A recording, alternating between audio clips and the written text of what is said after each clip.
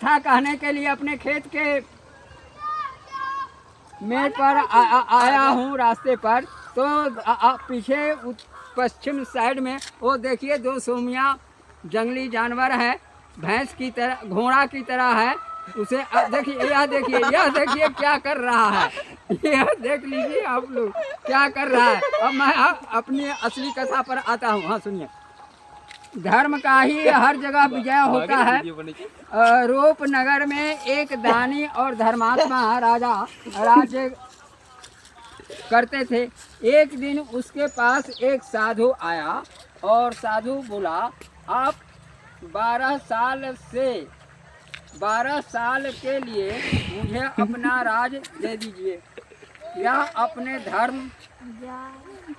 धर्म दे दीजिए। राजा ने कहा, धर्म नहीं दे पाऊंगा, आप मेरा राज्य ले लें।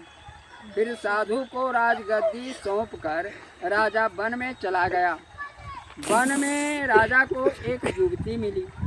उसने राजा को बताया कि वह आनंदपुर राज्य की राजकुमारी है और शत्रुओं ने उसके पिता को मारकर उसके राज्य पर अधिकार कर लिया है। उस युवती के कहने पर राजा ने एक दूसरे राजा के नगर में रहना स्वीकार कर लिया।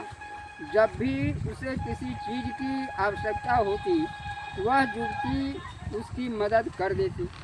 एक दिन दूसरे नगर का राजा राजपाट छोड़ने वाला राजा से मिला। दोनों में मित्रता हो गई।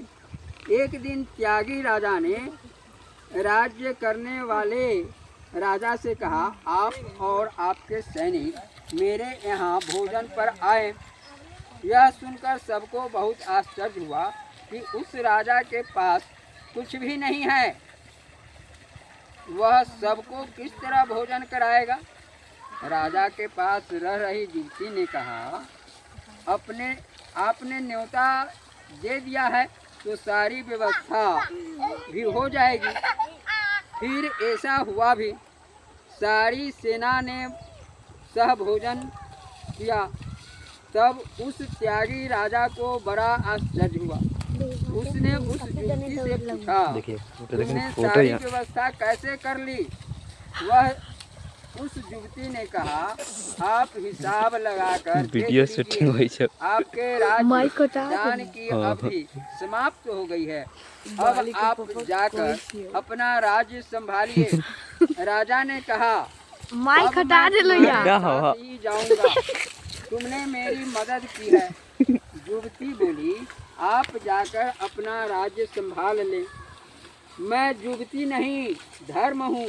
एक दिन आपने राजपाट छोड़कर मुझे बचाया था, इसलिए मैंने आपकी मदद की। जो धर्म को जानकर उसकी रक्षा करता है,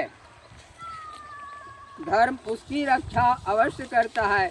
जहाँ धर्म है वहीं विजय है, लेकिन इसके लिए धन और धर्म की